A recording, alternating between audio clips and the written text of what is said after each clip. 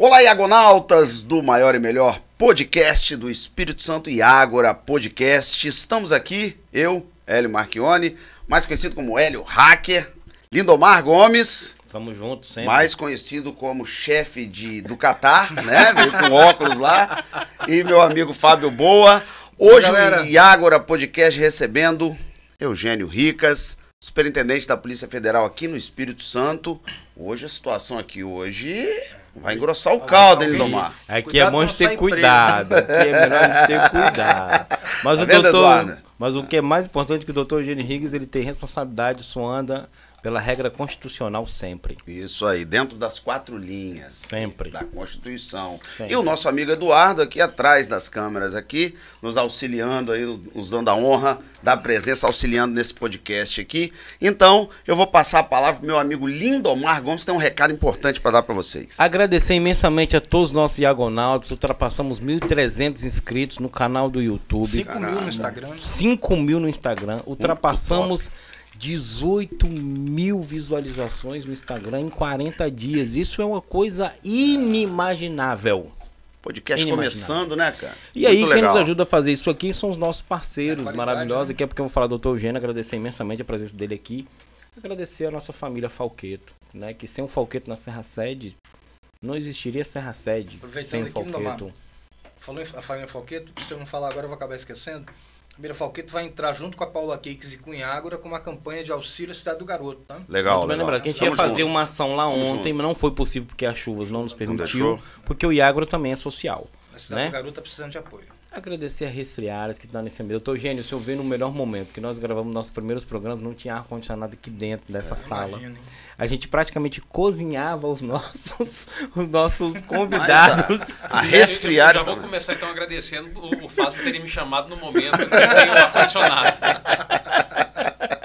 A Resfriares, que é uma loja especializada do instalador. Isso aí. Abraço pro Sérgio, abraço pra Ludiana. Que é muito bacana. Agradecer o nosso Santo Atacado, que está nos cobrando a visita dele, a entrevista dele. A gente pede desculpa ao Santo pela demora, mas no dia 28 o Santo vai estar aqui com a gente, contando a sua história de vida, doutor Eugênio. O Santo é um empreendedor que tem em Planalto Serrano, que começou com uma quitanda na frente da casa dele, foi crescendo, empreendeu, buscou, lutou.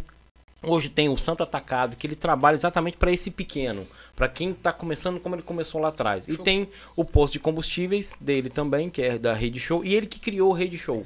E ele tem o Rede Show Supermercados em Planalto Serrano, num período em que poucas pessoas acreditavam efetivamente no crescimento que Planalto Serrano é hoje. Uma grande cidade, com desenvolvimento, com pessoas ordeiras, com pessoas decentes. Então ele acreditou lá atrás e colhe os frutos desse acreditar deles e tem um Papa Festas, né? Que são artigos de loja. Uma história linda, né, do Santo, né? O Santo tem uma história e tanto. Belíssimo. Agradecer também a querida Serra Impressos, né? Que nos fez essas canecas bonitas. Nosso convidado já ganhou de presente uma caneca personalizada do Iágora Podcast. E eu quero agradecer aqui também que eu tenho a minha caneca. Sou diferente, né? A caneca dele é diferente. O caneco dele é diferente dos outros, né? Tá certo. E eu personalizo, eu carrego o Iágora pra onde eu for. E é água, tá, gente? Só pra deixar claro que é água. Água mineral, como todo mundo aqui água, tá só. O passarinho na água não mineral. bebe, né? E lembrar nossos diagonautas das nossas próximas entrevistas, né? Lembra Temos aí. Etel Maciel. Isso, professora da UFS, epidemiologista, reitora eleita na Universidade Federal do Espírito Santo, dos maiores nomes no combate à pandemia da Covid-19 no Brasil e no mundo, né? Especialista em tuberculose, uma entrevistaça. E Dani Bronze. Quem é Dani Bronze? Quinta-feira ao vivo, a primeira ao vivo, né? E quem é Dani Bronze? Deixa o Fábio falar, né? O único que não é casado aqui, deixa ele falar. Dani Bronze, além de ser uma pessoa maravilhosa, uma mulher muito bela, é dona do Dani Bronze Brasil, que é a principal empresa de bronzeamento artificial e natural, né, quando tem sol, aqui da Serra. Legal, cara. Né, também com uma história de vida fantástica. A gente traz muita gente assim, doutor Eugênio. Legal. Com histórias maravilhosas, como a sua, que você vai contar daqui a pouco para nós. Então a Dani vem aqui. A Dani tem mais de 50 mil seguidores, né? Que ela tinha o Instagram, o Instagram foi hackeado, ela recomeçou do zero em 30 dias, ela fez esses 36 mil seguidores já. É um fenômeno. Arrou Iágora, hein? Ela é um fenômeno. Nós estamos felizes com 5 mil em 40 dias. A mulher vai lá e fala assim, vou mostrar para vocês como é que faz. Além de se tornar de forma espontânea, porque ela não trabalhou nessa linha, já uma influenciadora digital do nosso município. Está se tornando uma grande influenciadora digital da Serra. Perfeitamente. E agora? Agora vamos só agradecer a presença, Eugênio Ricas. Dê um alô para os nossos iagonautas aí. Seja bem-vindo ao Iágora Podcast. Obrigado, professor Hélio, Lindomar, Fábio.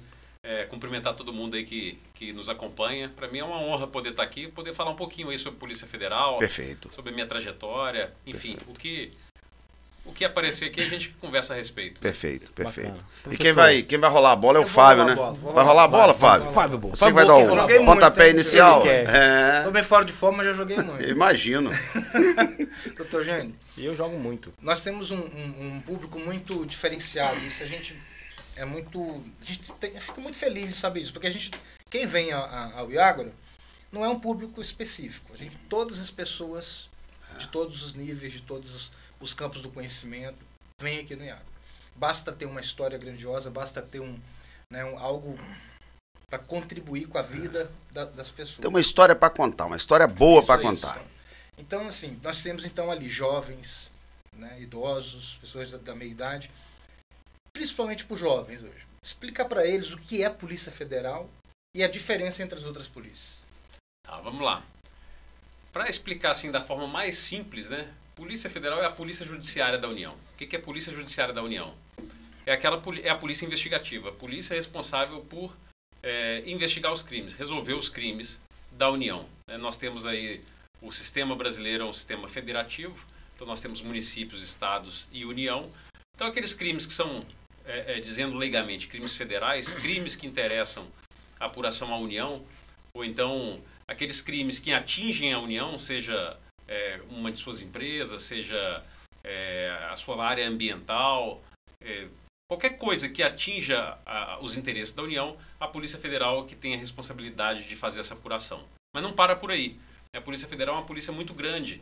A gente, além das atribuições que nós temos na área da investigação criminal, a gente tem muita atribuição administrativa. Então, nós somos responsáveis por fazer o passaporte, né? As pessoas às vezes têm mais contato com a Polícia Federal quando vai retirar o seu passaporte. Além disso, a gente faz o controle de fronteiras, o controle migratório. Toda vez que um estrangeiro entra no aeroporto do Brasil, é a Polícia Federal que está ali fazendo esse controle para saber se aquele estrangeiro, se ele pode entrar no Brasil. Nós fazemos o controle de segurança privada. Então, cada agência bancária que tem no Brasil, obrigatoriamente tem que contratar uma empresa de segurança privada para dar segurança para o cliente que está ali fazendo uso da agência bancária. Nós que controlamos também, fiscalizamos as empresas de segurança privada.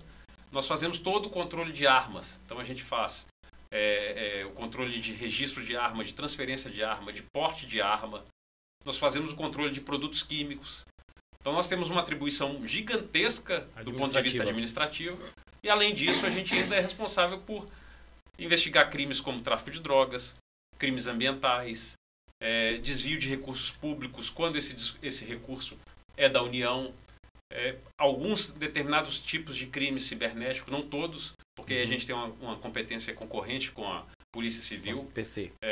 Então, crimes contra a Caixa Econômica Federal. Então, a gente tem muitos crimes para atuar, muitos crimes, mas também temos uma atribuição administrativa muito grande. E aí, para completar a resposta, né, qual a diferença para as outras perguntas? Aqui no Brasil nós temos as polícias civis, as polícias militares de todos os estados, a Polícia Federal, a Polícia Rodoviária Federal, a Constituição fala ainda na Polícia Ferroviária Federal. A Polícia Rodoviária Federal tem a atribuição constitucional de patrulhar rodovias. Então, federais, né? As rodovias federais. Então, por isso que normalmente quando a gente está viajando com a família, pega o carro, sai de férias, tem lá os postos da Polícia Rodoviária Federal, a Polícia Rodoviária Federal está ali patrulhando, ajudando. Hoje a Polícia Rodoviária Federal tem um papel importantíssimo para a segurança pública, porque além disso aí, ela tem um sistema muito bom que é o Alerta Brasil, ela controla efetivamente todas as rodovias no Brasil. As polícias civis faz no âmbito dos estados o que a Polícia Federal faz na União, e as polícias militares são aquelas polícias ostensivas, né, que tem como objetivo evitar que o crime aconteça. As pessoas estão afardadas ali, e quando acontece, normalmente é a polícia militar que dá aquela primeira resposta, que prende o suspeito de ter cometido um crime e que leva esse suspeito para uma delegacia da Polícia Civil, ou se for o caso, para uma delegacia da Polícia Federal. Aí, além disso, aí nós temos as polícias penais, que foram recentemente criadas, né? Eram os inspetores penitenciários, os agentes penitenciários, que funcionam dentro dos presídios. E, além disso, aí, para terminar a organização constitucional da segurança pública no Brasil, a gente tem também as guardas municipais, que ficam responsáveis por proteger os patrimônios dos municípios, mas que cada dia mais tem um papel mais relevante na segurança pública. E parece que gradativamente, parece que ela vai aumentando um pouco a sua capacidade de atuação. Vai aumentando a capacidade de atuação, e aí até um detalhe importante, que é uma particularidade aqui do Espírito Santo. A Polícia Federal ela tem criado em todos os estados a chamada Força Tarefa de Segurança Pública. É uma estrutura que nós estamos criando para combater o crime violento, porque normalmente isso não é atribuição da Polícia Federal. O crime violento, aquele tráfico de drogas menor, que gera muitos homicídios, que gera muita dor de cabeça para todo mundo. Então, com essa força-tarefa, a gente está agregando no mesmo espaço Polícia Federal, Polícia Rodoviária Federal, Polícia Militar, Polícia Civil. E aqui no Espírito Santo, o primeiro estado, Lindomar, que a gente agregou isso aí às guardas municipais. Então, a nossa força-tarefa de segurança pública aqui no estado tem, além dessas estruturas, a Guarda Civil de Vitória, de Vila Velha, da Serra, de Cariacica, de Viana, todo mundo trabalhando junto, cooperando para tentar diminuir a criminalidade no Espírito Santo. Isso já gerou impacto nos outros estados, doutor? Já virou exemplo para outros estados que a gente fez aqui? Já a força-tarefa, sim. A colocação de guardas municipais, eu ainda não tenho notícia de outros estados estarem também convidando as guardas municipais. Mas aqui já é um caso de sucesso. Eu não tenho dúvida que muito em breve isso aí vai expandir também para os outros estados. Assim, a verdade é que eu sou entusiasta da cooperação. Eu acho que a gente não consegue caminhar sozinho. E quando a gente fala de segurança pública, que é uma coisa muito complexa, aí então nem se fala. O crime está organizado e se a gente não se a gente não juntar forças, todas as polícias, para combater o crime, a gente sai perdendo. Eugênio, o policial federal que atua no Espírito Santo, como é que é a forma de atuação dele em outro estado? Como é que é esse diálogo? Por exemplo, você é um delegado federal que está atuando aqui no Espírito Santo. Você pode ir lá no Rio de Janeiro prender um traficante sem comunicar aos seus colegas lá da Federal do Rio? Como é que é essa hierarquia entre estados do trabalho da Polícia Federal? Normalmente, se a gente está trabalhando, né, há essa comunicação. Então, assim, não tem nada que impeça que uma equipe de policiais aqui do Espírito Santo faça uma prisão em outro estado. Mas, normalmente, a gente comunica e até pede apoio para outro estado. Porque o contingente não é tão alto assim, né? O contingente é pequeno, cada estado conhece a sua realidade. Eu não vou me meter a gato mestre e entrar lá numa determinada localidade no Rio de Janeiro para fazer uma prisão, sendo que eu não conheço nada. Então, eu vou fazer o contato com meus colegas lá no Rio de Janeiro, eles vão me dar o apoio. E isso é muito comum na Polícia Federal. Isso, inclusive, é um ponto forte da Polícia Federal, porque nós somos poucos. O Brasil tem dimensões continentais. Nós somos apenas 12, 13 mil pessoas trabalhando, homens e mulheres trabalhando. Mas como a gente tem representações em cada estado e em vários municípios, sempre que a gente precisa, a gente lança mão dessa capilaridade. Então eu peço apoio aos colegas do Rio, do Paraná, de Santa Catarina, de Minas Gerais, e aí a gente vai se ajudando. Então, a regra é essa. Se eu for fazer algum trabalho em outro estado, eu vou pedir o apoio daquele outro estado. Então, aquelas rixas que tem no filme americano não tem no Brasil, não, né? Não. É feio, o caso é nosso, né? É porque é engraçado, quando você todo filme americano tem esse. Eu já pensando nesses filmes. Aí o cara já pensa assim, bom, lá vem aqueles federais, puta que pariu, lá vem aqueles caras pra tomar o meu trabalho. Tomar o meu trabalho. E eu acho que a nossa missão, a missão do gestor da área de segurança pública, é justamente deixar para trás esse ranço, porque ainda tem. Assim, todo gestor hoje tem o mesmo discurso. Tem que trabalhar unido, tem que trabalhar integrado, tem que trabalhar cooperado. Agora, alguns ainda não perceberam que já passou da hora da gente tirar do discurso e colocar na prática. A gente efetivamente tem que compartilhar, tem que dividir informações, tem que trabalhar unido. Então, esse é o desafio. Mas existe dentro desse contexto... A questão ela já está provada que dá certo. Dá certo. Mas, internamente, aquelas coisas que ficam ali entre as quatro paredes, não tem ciúmes, não tem essa coisa de isso aqui é meu, isso aqui é seu, não tem diferença... ali eles são mais remunerados, a gente é menos remunerado. Não existe isso. Tem um receio, assim, eu percebo que às vezes tem um receio de vazamento de informação. né? Porque cada instituição tem a sua cultura organizacional. Sim. E essa também é mais uma beleza dessa proposta de força-tarefa, de colocar todo mundo trabalhando junto. Porque você consegue mudar a cultura da organização. A partir do momento que você coloca um policial federal trabalhando com um policial militar, com guarda municipal, com um policial penal, todo mundo vai se integrando ali, todo mundo vai conhecendo a realidade um do outro, as dificuldades um do outro. Você passa a ter o potencial realmente de mudar a cultura das organizações. Mas ainda tem. Profundamente, né? Porque a longo prazo dá a impressão de que é uma polícia só. Não isso. Seria mais isso aí. E existe no Espírito Santo um centro de inteligência cooperada? Hoje tem a força-tarefa, né, que vai além do centro de inteligência, porque qual é o papel da inteligência?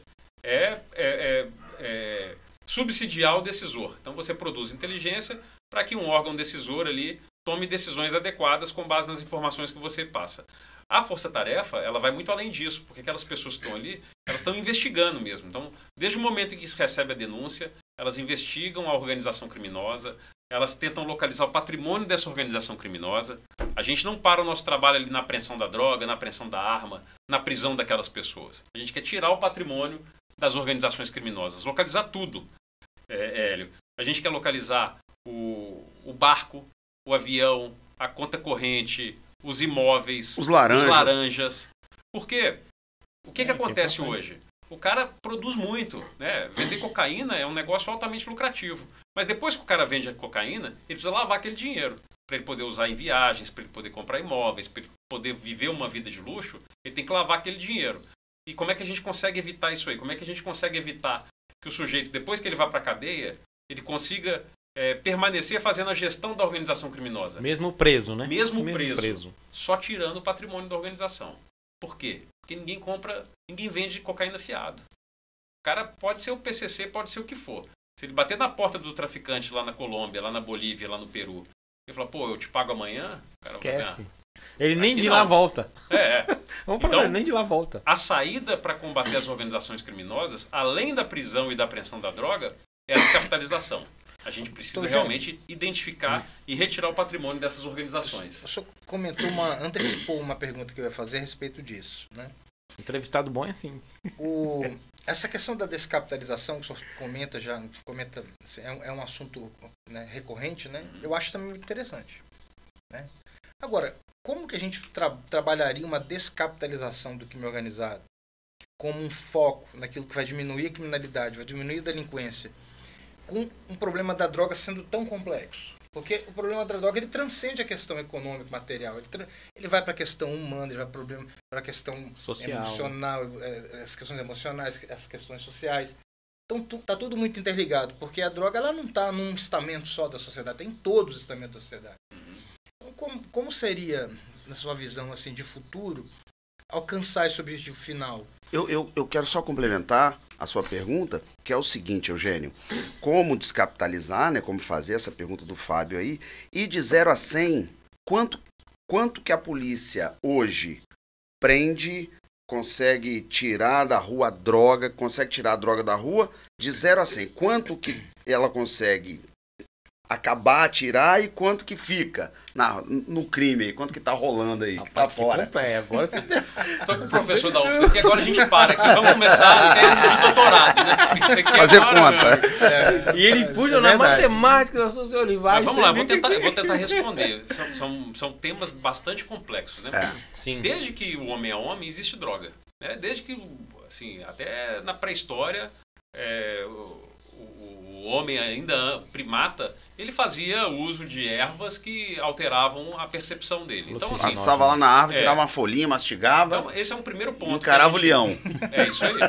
Esse é o primeiro ponto que a gente tem que ter em mente. Só assim, né? Só assim pra encarar o leão, você imagina. Agora virou um gatinho. Virou um gatinho. Segundo ponto. Quantos Estados Unidos já gastaram? Eu digo os Estados Unidos porque é a maior potência do mundo em termos econômicos, em termos de capacidade policial. É o estado, é o país que mais investiu até hoje no combate às drogas. E hoje, os Estados Unidos continuam sendo o primeiro mercado consumidor do mundo de cocaína e o Brasil é o segundo. Então a gente percebe, se a gente fazer uma análise não só pré-histórica, mas aí dos últimos 30, 40, 50 anos do que foi feito e do que se conseguiu avançar no combate ao tráfico de drogas, a gente percebe que a gente não avançou muito. Os Estados Unidos investiram muito e não conseguiu avançar muito. Então, isso é uma questão. A outra questão é que a droga realmente é um problema de segurança pública, mas também é um problema de saúde pública, né? O Fábio chegou a mencionar isso aí. Agora, um detalhe importante, a gente não pode deixar de combater o tráfico de drogas, porque o tráfico de drogas ele entra junto com uma série de outros problemas. O tráfico de armas, os homicídios. Aqui no Espírito Santo, nos últimos 12 meses, nós apreendemos mais de 2 toneladas de cocaína que eram colocadas nos navios para serem mandadas para a Europa. Essa droga. Uma droga que é comprada no Peru, na Bolívia, na Colômbia, atravessa o Brasil inteiro, chega aqui no Espírito Santo, é colocada nos navios, nos portos e vai lá para fora. Então, assim, é uma coisa extremamente complexa. Eu acho que não dá bem organizada. Olha a complexidade para se chegar nesse ponto. A única diferença que organizado em relação à questão de tecnologia e inteligência não perde para ninguém. Não perde para ninguém. A diferença, eu digo sempre isso aí quando eu vou falar a respeito desse assunto, a diferença do PCC hoje para uma Amazon, para uma Apple, para uma multinacional, é que o PCC não precisa respeitar a regra. Né? Ele não paga tributo, ele não respeita a lei. Se você entrar no caminho dele, ele te mata. Enquanto as empresas, elas precisam respeitar uma série de regras. Sim. Dentro do país e fora do país. E a polícia também. E a polícia. Hoje, as grandes organizações criminosas, elas atuam no mundo inteiro e sem respeitar regra nenhuma. E você falou sobre a força-tarefa, é um ponto muito estratégico que vai casar... Acho que ele não concluiu. Desculpa, você não tinha concluído. E aí, aí voltando então, vou tentar focar na questão da descapitalização. E vou dar um exemplo prático pra gente conseguir concluir. Eu fui secretário de Justiça, o Lindomar era o presidente do IASES, né? Cuidava lá dos menores infratores e eu dos maiores infratores. A gente tinha hotéis diferentes para administrar. Tinha um preso lá que já é condenado a mais de 150 anos de prisão. Todos os processos dele transitados em julgado. O que significa transitado em julgado para quem está assistindo a gente? Não tinha mais possibilidade de manejar recurso. Então, estava ali, não tinha mais o que fazer. Esse cara recebia ali 10, 12, 13 advogados por dia. O que esses advogados iam fazer lá na cadeia? Iam lá receber recado e colocar recado para fora. Né? Quem é que fica vivo? Quem é que morre? Quando é que tem que queimar ônibus? De quem que tem que comprar cocaína? Para quem que tem que vender? O que fazer com o dinheiro? Isso mostra que se você não descapitalizar, se você não retirar o dinheiro da organização criminosa, o cara está preso, está condenado a 200 anos de cadeia, mais se tivesse solto. Mas continua atuando. Hoje nós temos exemplo do cara que é líder de organização criminosa aqui no Espírito Santo, mas ele está atuando no Rio de Janeiro. Ele está escondido numa favela lá do Rio. Você sabe que você não consegue entrar numa favela sem fazer uma operação de guerra, porque entrar numa favela daquela ali é a certeza de que você vai ter troca de tiro, vai morrer gente, pode morrer gente inocente. Então você não pode fazer isso aí todo dia. Tem ordem do Supremo para que você não entre. Então é extremamente complexo. Então, a única forma de você ter um combate efetivo é mirar no patrimônio dessas organizações. Aí você consegue ter um resultado muito mais eficiente. Porque eu fiz essa pergunta, doutor Eugênio, porque é realmente extremamente complexo. E quando a gente observa o histórico dos grandes cartéis, eles caem e voltam, caem e voltam. Né? Porque quando um cartel cai, ele é descapitalizado. Não existe Não necessariamente. Porque se ele cai sendo preso, aquele patrimônio ali continua. E ele vai ser gerido por outra pessoa. A mulher, o filho, Agora, se o você, sobrinho, além de prender, o gerente. Além de prender, se você retira o patrimônio, não é um trabalho simples, não. É um trabalho complexo, né? Mas é um trabalho que é possível de ser feito. E cada vez mais a polícia trabalha com mais tecnologia. Eu passei 3 anos nos Estados Unidos, tive a oportunidade, quando eu fui adido, e tive a oportunidade de trabalhar lado a lado com o FBI, com o DEA, com a ICE, com a Border Patrol. Eles já têm recursos para fazer isso. Aqui na Polícia Federal a gente tem recursos para fazer isso. A gente conseguiu criar uma expertise muito grande para investigar evasão de visas, crime de lavagem de dinheiro. Então é possível, mas é complexo. E a legislação brasileira favorece a descapitalização do crime? Tem melhorado. Hoje a gente já consegue, por exemplo, fazer uma venda antecipada. Então quando a gente apreende um veículo de um traficante, a gente já consegue, antes da condenação, fazer a alienação desse carro. E até fazer o uso, né? Para a própria força, né? A mesma coisa acontece com barcos, com contas correntes. A gente ainda tem muito para avançar. Mas hoje a gente já tem mecanismos que a gente consegue atuar. Você tocou num ponto quando a gente falou também sobre a força-tarefa, que eu ia fazer a pergunta. E você lembrou que você foi adido nos Estados Unidos e você teve uma passagem lá por 3 anos. E a gente vê hoje o que a sua gestão na superintendência no Espírito Santo tem contribuído para desbaratinar e chegar mais próximo de... Vou tentar chegar lá no duelo, assim, não tem como mensurar, na minha opinião, uma porcentagem real, mas só do que vocês já conseguiram tirar, de já identificar uma rota da qual eles fazem, que eles devem ter pensado de forma muito complexa tudo isso, e conseguir essa ação. Quando você retira, eles têm que pensar numa outra lógica, mudar o modus operandi. E a sua ida para lá, a gente estava conversando um pouquinho antes, assim, além da oportunidade institucional, tem a relação pessoal, que ajuda nesse processo. Como é que foi isso, assim, essa passagem sua lá nos 3 anos e essa relação agora de fazer essa força-tarefa tão complexa que chegou a se tornar, ganhou uma premiação, né? Se vocês não sabem, mas a matéria que foi vinculada no Fantástico, ela foi premiada, a TV Gazeta foi premiada com a matéria, graças ao trabalho de vocês. Né? O trabalho de vocês permitiu com que a TV Gazeta fizesse a reportagem e fosse premiado devido à complexidade que foi se alcançar isso. E queria que você falasse um pouquinho do tamanho da força-tarefa no Espírito Santo. Quantos policiais tem? Quantas pessoas envolve? Desde quando está funcionando? Vou começar então da sua pergunta e depois eu passo lá para o Lindomar, que aí a gente entra numa área de cooperação internacional, que é bem interessante também. Legal. Qual que é a beleza da força-tarefa? É que você não precisa de muito recurso para montar a força-tarefa. Né? Porque hoje, primeira coisa, força-tarefa não é uma novidade. A primeira força-tarefa que foi feita na Segunda Guerra Mundial. Então a Marinha Americana sentiu necessidade de fortalecer a sua tropa ali para combater na Segunda Guerra Mundial, né? Para combater a Alemanha, e aí pediu apoio e conseguiu o apoio do Reino Unido e dos outros países aliados ali. Depois disso aí, isso prosperou e saiu do meio militar e foi também para o meio civil. Então, polícias perceberam que você colocar pessoas juntas para trabalhar com um objetivo determinado era muito proveitoso. Lá nos Estados Unidos eu tive a chance de visitar uma força-tarefa que chama NTC, National Target Center. O NTC ele foi criado depois do 11 de setembro. E aí é uma estrutura gigantesca, maior que um campo de futebol. A Polícia Federal tem um oficial de ligação lá, com mais de 300 policiais trabalhando junto, trocando informação. Contra o terrorismo. Contra o terrorismo. Eles controlam toda a carga, todo o fluxo de cargas e de pessoas, de passageiros, que possam levar alguma ameaça aos Estados Unidos.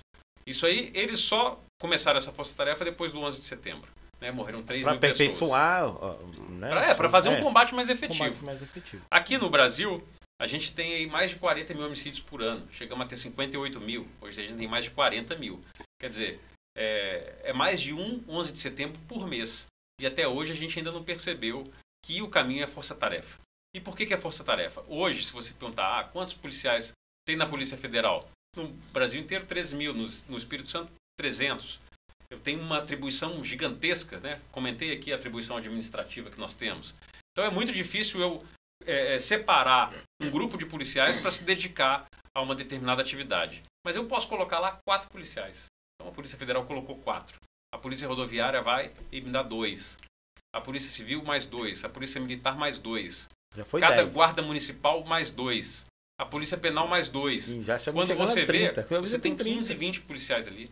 Cada um com uma expertise, cada um com acesso aos seus sistemas, trocando informações e trabalhando de forma num sistema de cooperação. Então isso aí produz... Uma verdadeira rede, né? Uma verdadeira rede. Isso produz um resultado que a Polícia Civil sozinha não vai produzir, que a Polícia Federal sozinha não vai produzir. Então hoje nós temos aí mais ou menos de 15 a 20 policiais trabalhando em conjunto, iniciando uma investigação e terminando essa investigação. E isso é um outro ponto que é muito relevante, porque a polícia ela trabalha com o princípio da indisponibilidade. Então tudo que eu recebo eu sou obrigado a investigar. Se você tudo que você recebe você precisa investigar, você não investiga nada, porque o seu recurso é finito. A força-tarefa, como ela foi montada para um fim específico, que é combater o crime violento, a gente pode iniciar uma investigação e só parar quando a gente termina essa investigação. Então o resultado é muito melhor. Então essa é a beleza da força-tarefa. Hoje a gente atua aí com mais ou menos 20 pessoas, fazendo investigações que estão produzindo muitos bons resultados. E a parte da cooperação internacional, o que você falou é verdade, Lindomar. Assim, o fato de eu ter passado 3 anos lá abriu muitas portas, abriu a minha visão, né, de mundo, da necessidade da cooperação. Hoje o crime é transnacional, realmente, o crime está atuando no mundo inteiro E a gente precisa desses contatos. Nós vimos uma operação recentemente, uma operação inclusive que foi matéria porque o cara de São Mateus, que era um mergulhador, que colocou a droga num navio aqui na Grande Vitória. Né? Depois ele viajou para a Austrália para retirar essa droga e morreu afogado lá na Austrália.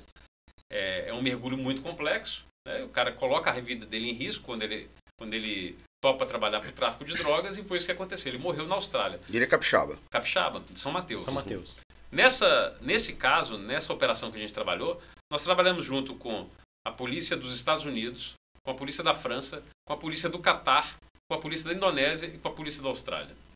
Então você imagina quantos países envolvidos numa cooperação internacional para conseguir os resultados que a gente conseguiu. Que foram 2 presos na Austrália, foram mais de 300 quilos de cocaína apreendidos. E é fundamental, não tem jeito hoje da gente trabalhar sem ter a cooperação internacional para qualquer tipo de crime. O tráfico de drogas nem se fala, né? O Brasil não produz cocaína. Cocaína é produzida na América do Sul, na Bolívia, no Peru e na Colômbia. Mas outros tipos também, às vezes, desvio de recursos públicos. Os grandes casos de corrupção que foram investigados no Brasil, o cara, como é que ele faz para lavar o dinheiro? É conta na Suíça, conta em paraísos fiscais, é apartamento em Miami.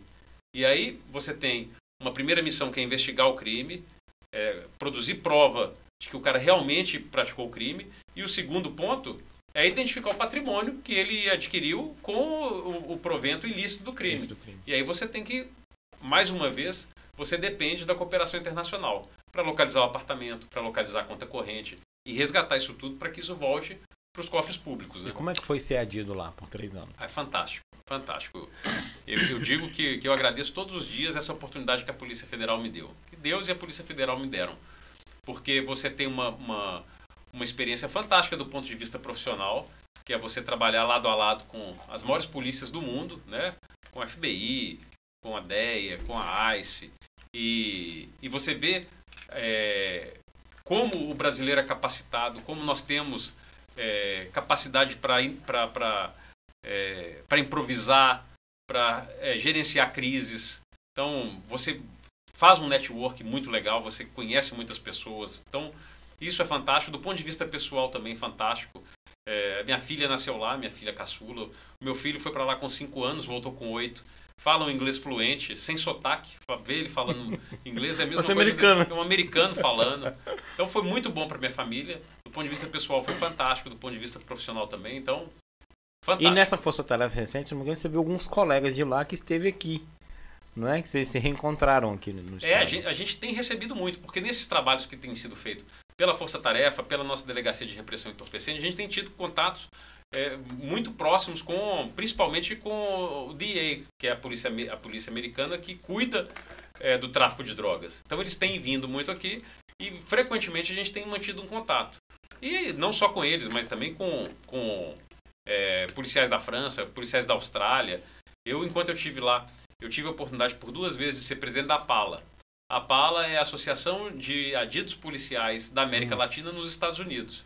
E eu fui presidente 2 vezes. Isso aí também fortaleceu muito os laços que eu acabei criando. Tem outros colegas lá, onde eles estão, que eles têm aquela questão de renovação de tempo, de ajuda. Aí você tem que fazer contato com outros estados. E isso foi muito legal, essa experiência. Aumenta o network. De participar da APALA, porque a gente vê a força do Brasil.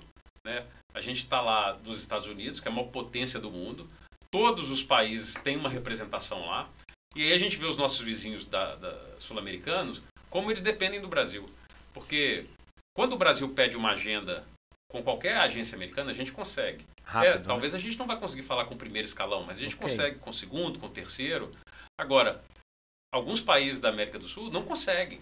Não conseguem, ficam sendo enrolados. Então, quando aí ele apresenta o escudo da APALA, é a associação que tem o Brasil, ou que tem um brasileiro como presidente, as portas se abrem. E aí a gente vê como o Brasil tem representatividade, a potência que a gente é e que precisa ser explorado cada vez mais para trazer benefícios para o brasileiro.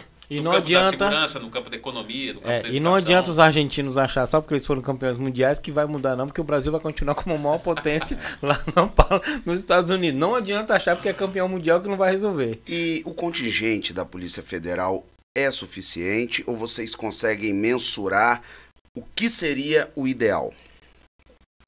Não é suficiente. Assim, a gente precisaria de um incremento, né? Nós temos aí 14 mil quilômetros de fronteira no Brasil. Muita atribuição. Se você parar para pensar, a atribuição do FBI nos Estados Unidos é um pouquinho maior que o Brasil, mas eles têm uma atribuição muito menor que a do Brasil. Se a gente fosse fazer uma comparação, para fazer o que a Polícia Federal faz, dependeria do FBI, que apura terrorismo, que apura alguns casos de corrupção, alguns crimes federais. Você tem a DEA lá, DEA, que atua contra o tráfico de droga. Você tem a Border Patrol, que atua na área de fronteiras.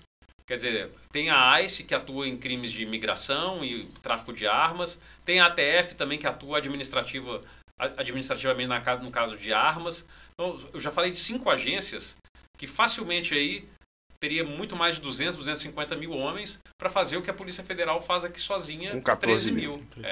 Então, assim, a gente precisa de mais. E precisa também assim, de mudar a nossa cultura para investir mais, principalmente em TI, em tecnologia da informação. Porque já que a gente tem restrição, já que a gente não consegue contratar as pessoas, porque realmente fica oneroso demais, a gente tem que pensar não só na contratação agora, mas no que vai ser gasto depois em previdência, porque essas pessoas vão se aposentar. Então, a alternativa é investir mais em tecnologia da informação. Você defende esse modelo americano de ter 5 agências? Você acha que isso seria uma boa para o Brasil? Olha, pode ser que sim. Aí depende. A Polícia Federal já tem essa expertise. Se você dá mais estrutura, você consegue ter um resultado melhor. Se acontece uma opção política de cindir, né?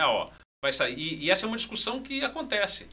Tem muita gente, muitos colegas meus que defendem que a Polícia Federal deixe de ter as atribuições administrativas. Então, a Polícia Federal vai ficar só com a apuração de crimes e vai ser criada uma estrutura para fazer o gerenciamento de passaporte, a segurança privada.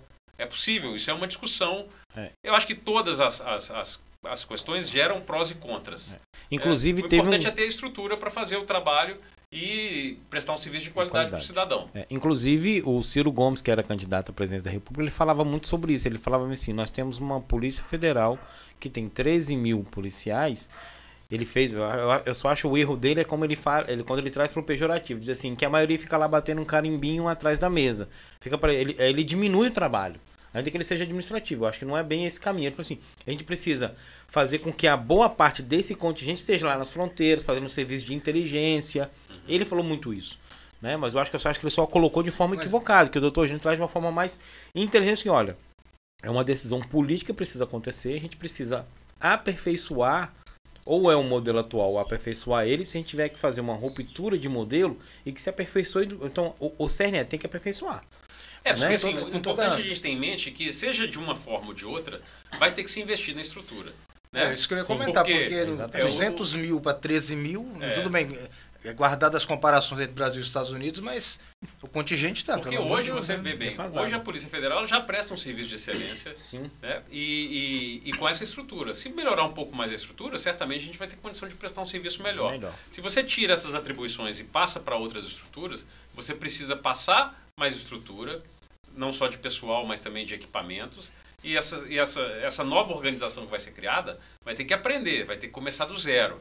Então, são prós e contras que têm que ser muito bem pesados e muito bem estudados para não trazer prejuízo para a sociedade. Quanto tempo, doutor Eugênio, nós já sabemos disso em relação a essas estatísticas? E por que ainda não há um investimento real e pesado nesse contexto? Não entendi. Quanto tempo? Quanto tempo nós sabemos dessas estatísticas e por que ainda não houve um movimento da política em todas as suas instâncias para a resolução de um problema como esse? Fortalecimento. Eu tenho um complemento a essa questão. O tráfico de drogas é o principal problema do crime no mundo hoje e a criação de uma polícia específica para o combate às drogas no Brasil não seria a solução? Bom, assim, primeiro, é porque é caro, né? A Polícia Federal ela é uma estrutura muito eficiente, ela traz recursos, ela traz retorno para o Brasil, mas é caro. O policial federal ele é um servidor público muito bem preparado, passou num concurso muito difícil que recebe um salário... É quase para ser juiz nesse país. Recebe um salário, um salário bom. É difícil. Um salário que ele vai receber durante seus 30 anos ali de atividade, depois ele vai receber a sua aposentadoria enquanto ele estiver vivo. Então é uma estrutura cara. E aí a gente sabe que a gente tem inúmeros problemas fiscais no Brasil. A gente vive um país que tem muita desigualdade. Então a pessoa que é eleita para fazer a gestão do nosso país, ele tem que tomar decisões que não são decisões fáceis. Eu não tenho dúvida que todo presidente que passou pelo país queria colocar mais policiais federais trabalhando. Mas, por outro lado, ele tem que fazer escolha. Ele também sabe que tem muita gente passando fome e que precisa de receber ali uma assistência do governo através de algum programa. Então, a questão toda é essa, né? São as decisões que têm que ser tomadas. E o recurso que é finito. Essa é a primeira questão. Com relação à questão da droga, o tráfico de drogas, é um problema que eu acho que vai continuar sempre. O tráfico de drogas sempre vai existir. A gente precisa trabalhar para diminuir os efeitos, principalmente no campo da violência, no campo da saúde. E aí, eu acho que sim, a relação da violência com o tráfico de drogas, sim. Se a gente for pegar o Espírito Santo, por exemplo, vamos fazer um recorte aqui do Espírito Santo, que vem fazendo já há alguns anos, no nível estadual, um trabalho excepcional de redução de crimes letais intencionais, ou seja, diminuição de homicídios. A maior parte dos homicídios que acontecem estão relacionados ao tráfico de drogas. É briga de gangue, é briga por espaço, e aí sim a gente tem que ter um foco voltado. Que a droga é o cerne disso. Que eu quero espaço para vender mais, que ele me dá mais lucro. Eu quero o local que me dê mais lucro. Eu vou desviar o contexto da pergunta do Hélio, acho que eu vou até complementar. Essas operações a respeito do transporte de droga através dos navios, foi ela que inseriu o Espírito Santo nessa rota internacional do tráfico, ou o Espírito Santo os nossos estados já se passava por aqui? Já passava por aqui, mas de uma outra forma. O que acontece? O traficante, ele é um cabra esperto, né? Então, quando a polícia aperta muito de um lado, ele arranja outras formas de conseguir fazer com que a droga chegue da Europa. Por quê? Por causa do lucro. Ele compra 1 quilo de cocaína na Bolívia por $1.000, vende na Europa por $20.000, vende na Oceania por 50 mil, às vezes até $200 mil. Então ele quer o lucro. É coisa de louco. E ele, se não der certo de uma forma, vai de outra. Durante muito tempo eles escondiam essa droga dentro de containers e mandavam nos navios escondidos. Mas aí ele precisava corromper um cara no porto, ele precisava de ter um funcionário público no bolso, ele tinha outros desafios que ele precisava superar. O nível de complexidade era grande, a quantidade de pessoas envolvidas era maior. Era maior, a possibilidade de dar errado era maior. E a facilidade para a polícia também era maior, né? A gente tinha mais condição de atuar. Aí ele percebe que tem uma saída. Ele pode esconder essa droga do navio sem que ninguém saiba. Só ele e a turma dele. O comandante não sabe. O comandante do navio ele não sabe, ninguém da tripulação sabe. Essas operações, só por curiosidade de detalhe, são acopladas no casco? Como é que é? O mergulhador vai embaixo ali do casco, normalmente na área de fundeio. O navio ele tem uma tampa metálica onde entra a água. Essa água ela serve para resfriar ali o maquinário do navio. Ele desparafusa, entra ali dentro, entra com o corpo inteiro, pendura ali a cocaína e fecha. Ele chama sea chest.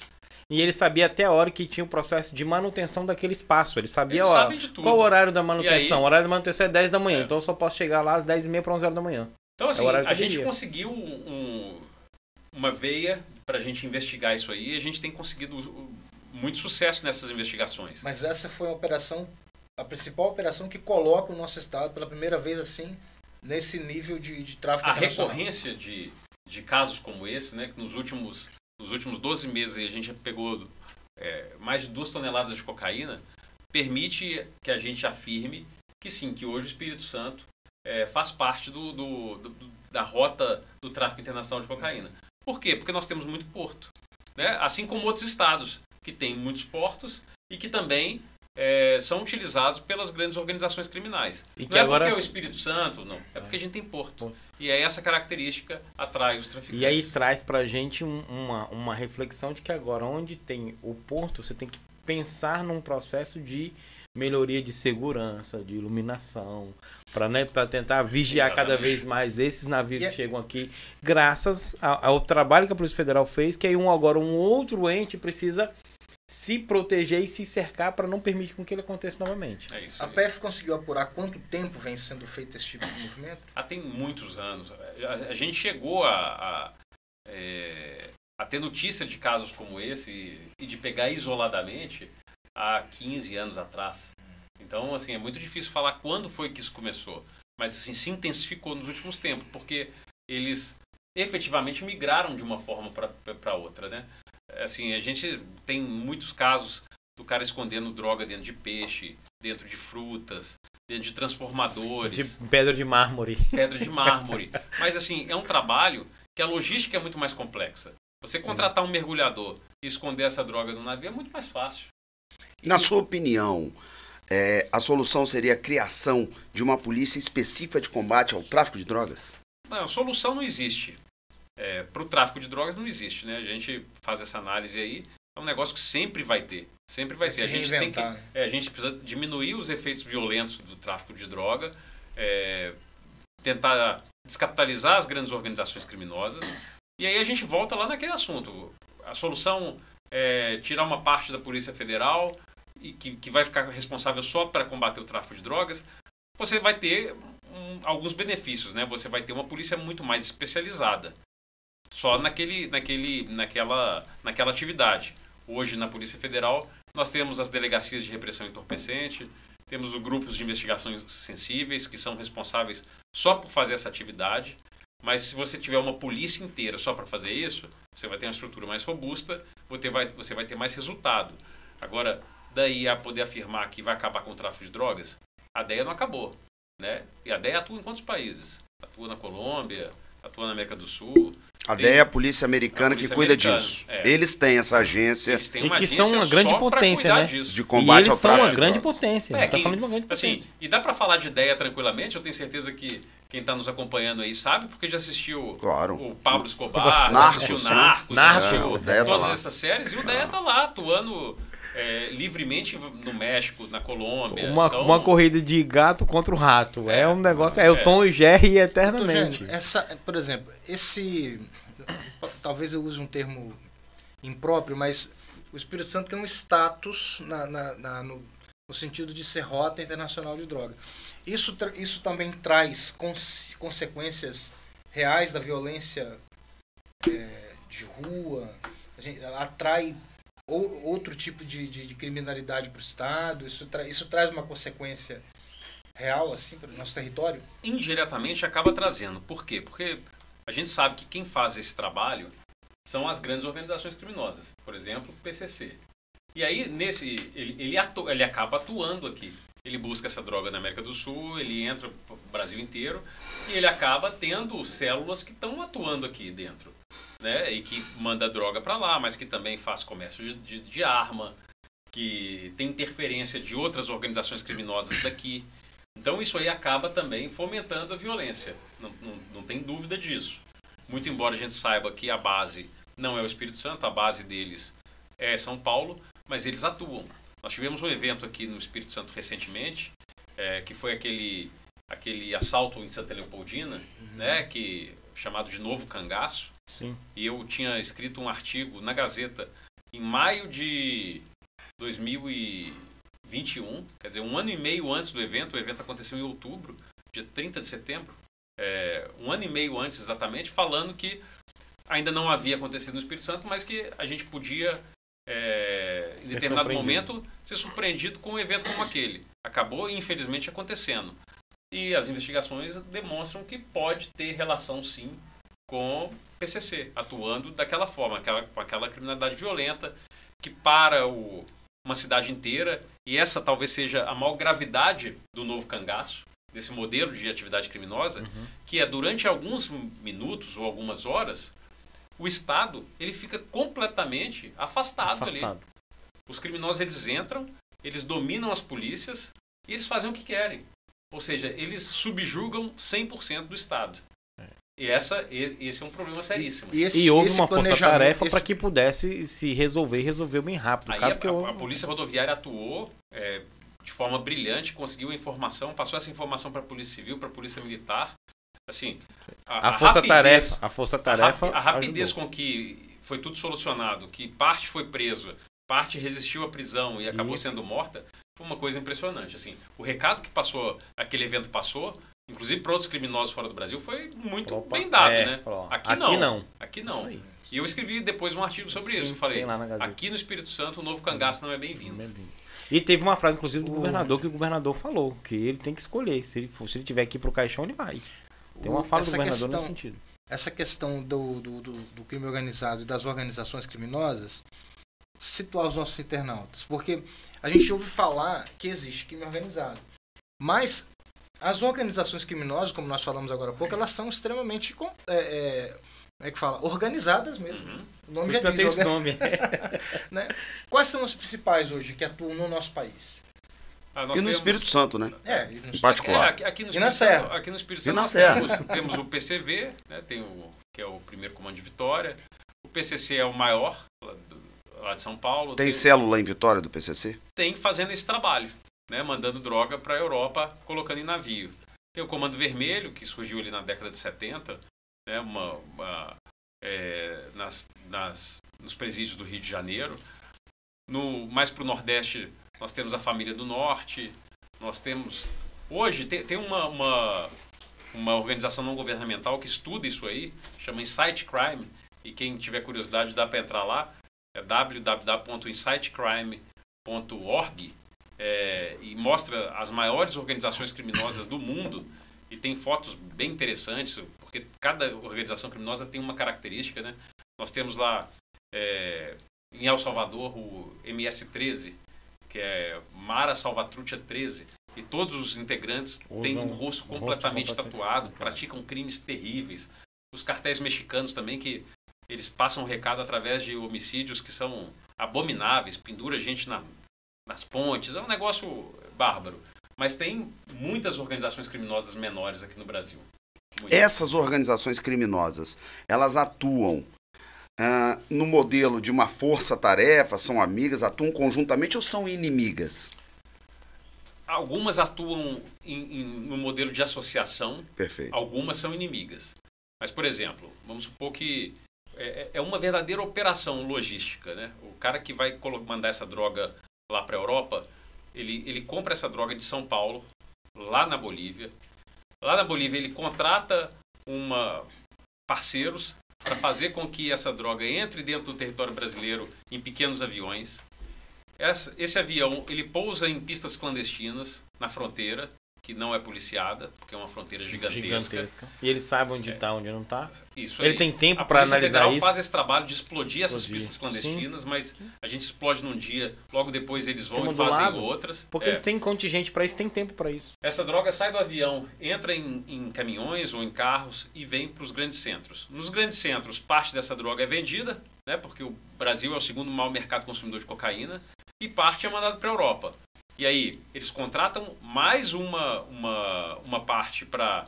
Mais uma quadrilha para colocar essa droga nos navios, mergulhadores. Essa droga chega na Europa. Lá na Europa tem outra associação que retira essa droga do navio, que coloca essa droga no mercado consumidor europeu. E depois o dinheiro que é produzido precisa ser lavado. E aí tem mais uma parte dessa organização criminosa que se incumbe de lavar esse dinheiro, de trazer para esse dinheiro a aparência de ilicitude. Como? Investindo em postos de gasolinas, em restaurantes, em bares, aplicando no mercado financeiro. Então é uma operação extremamente complexa e essas organizações são muito complexas, muito organizadas, dependem de associações menores, mas em determinadas situações elas são inimigas e elas brigam também pela dominação do território. Eugênio, foi até uma brincadeira que a gente fez aqui num dia que a gente fez a nossa gravação, a última do ano, nossa. Uma curiosidade que a gente tem assim, como é que vocês fazem para escolher o nome das operações? Tem um setor, tem um departamento, é só criar o nome. Porque só tem um nome criativo, né? Os nomes são muito criativos. A gente brinca que sim, que tem um departamento só para criar o nome das operações, porque essa é uma dúvida comum. E eu acho muito legal as pessoas terem que nem essa, a polícia, parece que é o pessoal de Hollywood. Mas assim... Na verdade é que não tem uma equipe, cada investigação tem a sua equipe que é responsável, e um dos componentes da equipe ali sugere um nome. Toda operação tem que ter um nome, porque esse nome ele fica registrado nos nossos sistemas, e aí você tenta dar um nome mais criativo. É claro que também pensando do ponto de vista publicitário, porque você depois tem que dar divulgação, e é bacana isso aí. Você imagina a galera reunida no cafezinho, deixa eu Mas a Polícia Federal tem publicitários, não? Não tem? Não tem. A gente, quadro? Não, a gente não tem.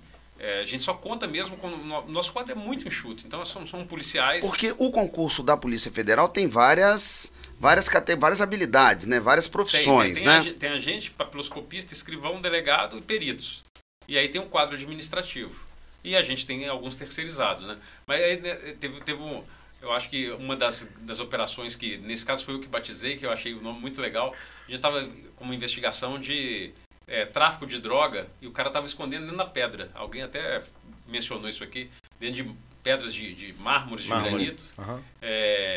E aí chegou lá um nome estranho, falei, pô, mas esse nome aqui não tá legal. Entender. Não tá hollywoodiano isso aqui. Eu falei assim, pô, por que a gente não põe o nome de Rolo Stones? Oh!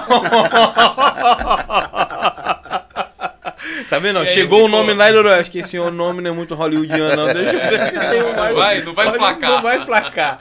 Não vai emplacar. Eugênio Ricas, superintendente da Polícia Federal, conosco aqui no palco do Iágora Podcast. Eugênio, você colocou aí o tamanho, né, desse problema do tráfico de drogas e a quantidade de organizações criminosas que vocês combatem. Dá um medinho, né?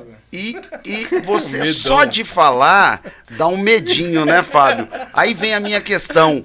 Já sofreu ameaça de morte? Como é que é a questão da sua segurança e da sua família? Nunca sofri. Nunca aconteceu, felizmente, graças a Deus. E é Deus que faz a nossa segurança, em primeiro lugar. Então... Você tem alguma segurança como superintendente da Polícia Federal no Espírito Santo? Tem alguma segurança particular sua ou você anda... Não tenho. Tem Deus. Só você e Deus. Eu sempre ando armado. Normalmente ando armado. A viatura da Polícia Federal que eu ando é uma viatura semi-blindada. Então... Mas não vou dar muito detalhe não, porque se tiver alguém que matar... melhor não. É melhor não. É bom segurar. Mas eu queria aproveitar que a gente está aqui com os nossos diagonautas e, assim, agradecer mais uma vez a quem nos ajuda a fazer essa linda festa aqui. Verdade. E aí eu quero dizer que hoje, já convidar até o doutor Gênio, não sei como é que tá a sua agenda, pra gente ir lá tomar um cafezinho, comer um pãozinho quente lá no Falqueto, que aquele pãozinho da tarde do Falqueto é espetacular, esplendoroso. Quem nunca comeu um pãozinho... Né? O famoso pão francês, que no Espírito Santo não existe pão francês. No Espírito Santo é pão de sal. Não existe pão francês no Espírito Santo.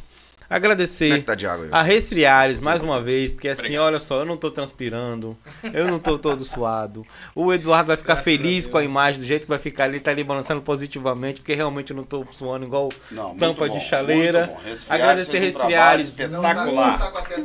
Não tô com a testa brilhando, que é maravilhoso. Eu sempre quando vou lá no Sérgio, falo, Sérgio, você salvou a nossa vida, não tem nem noção, você tem que ir lá pra você sentir o... Mas ele vai vir aqui pra poder conhecer. O Santo Atacado vai estar aqui conosco no dia 28, vai contar a sua história de vida, sua história de superação, como é que foi começar numa quitanda aqui. Inclusive o Jererel, que foi do nosso segundo episódio, lembrou muito bem disso. Essas conexões que são coincidências, que a gente não sabia que os dois se conheciam, e que foi muito bacana saber disso, do Santo Atacado, o Rede Show Posto de Combustíveis, né, o Papa Festas e o Rede Show, porque ele foi que criou a ideia dessa questão de rede. A gente também já falou aqui sobre a cooperação em rede, mas estamos falando agora de uma rede de cooperação entre empresários, coisas positivas do bem. Rede do bem. Né? E tem a Serra Impressos, que fez aqui as nossas canecas, temos outros personalizados. Agradecer a Serra Impressos aí e dizer que estamos muito felizes por estar aqui, né, professor? Claro, com certeza. Que entrevista maravilhosa. Eu quero até aproveitar a oportunidade, assim, e ele mesmo já falou aqui, já tivemos a oportunidade de trabalhar juntos.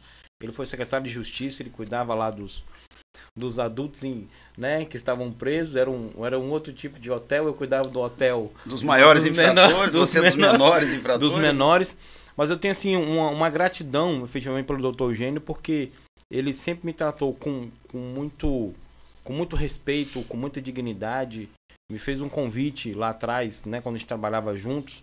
Eu já estava muito cansado na época do IAS e ele me fez um convite, vai descansar, vai, você já deu sua contribuição, você já fez, e foi muito bacana. Eu falei para ele na época, no dia 12 de janeiro de 2014, e eu volto aqui em dezembro de 2022, assim, muito obrigado, né? Acompanhei muito bem sua trajetória, fiquei muito feliz quando pude te rever no dia 23 de maio desse ano lá em Vila Velha, que você veio, me cumprimentou, a gente te deu um abraço de agradecimento lá também, dia 23 de maio desse ano. E estou muito feliz de você estar aqui no Iagora Podcast. Nós todos, né? Para nós é uma felicidade imensa ter uma pessoa da sua honradez, da sua ética, da sua postura. E eu feliz demais pelo convite. Muito feliz de poder estar aqui conversando. Espero que esteja gostando do bate-papo. E foi secretário de Controle e Transparência, que hoje o Espírito Santo consegue notar na área de transparência, porque o doutor Eugênio Rigas tem o DNA dele lá, que ajudou naquele processo lá atrás, de ajudar o Estado do Espírito Santo a melhorar e aperfeiçoar os seus controles internos.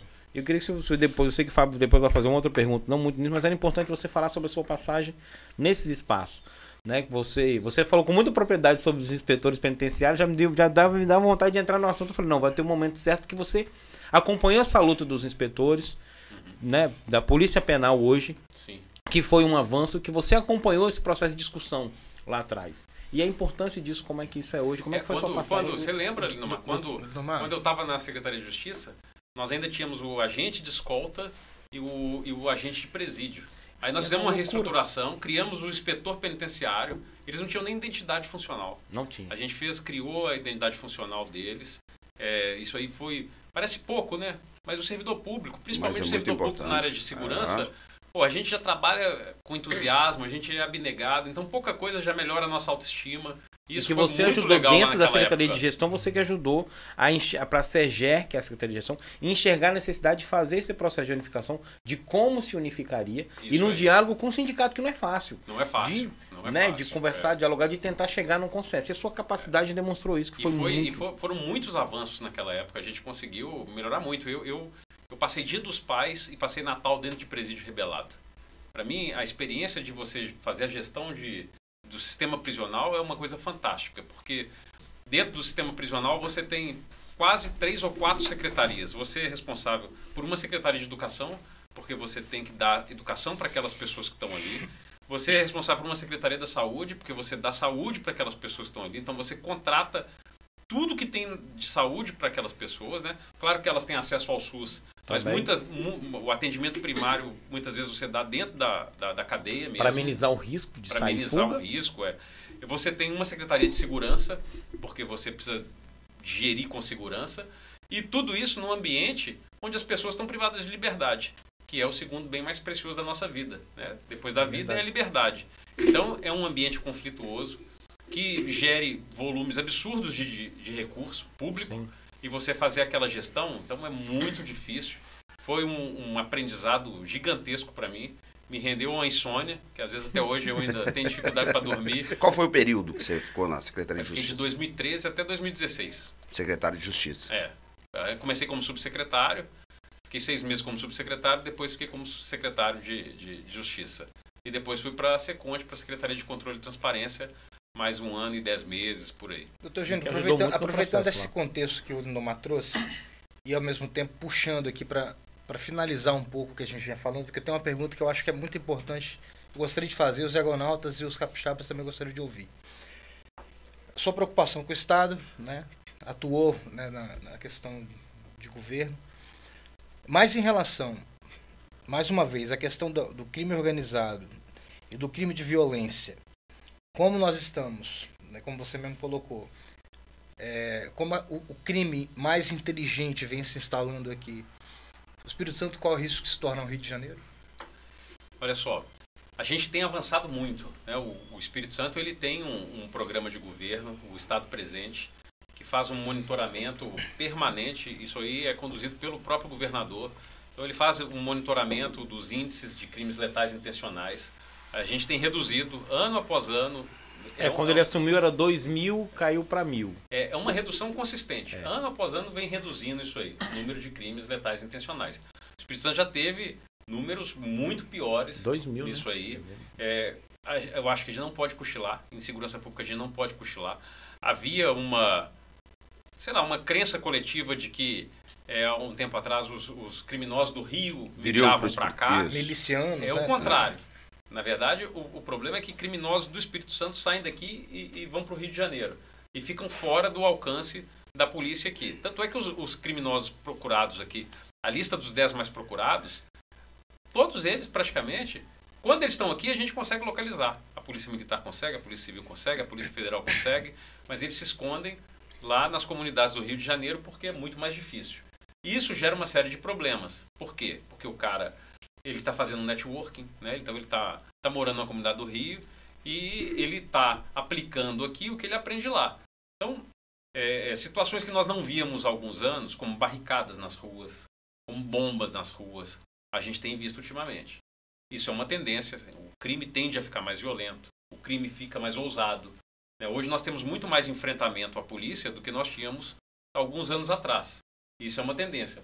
Mas, se a gente for analisar os números, a gente está melhorando. O Espírito Santo está conseguindo reduzir os crimes letais intencionais. Agora, tráfico de drogas sempre vai existir. Hoje, eu desafio uma pessoa que aponte uma cidade, um município no Brasil, por menor que seja, que não tenha a influência do tráfico de drogas. E onde tem tráfico de droga, tem violência. Tem arma, tem violência.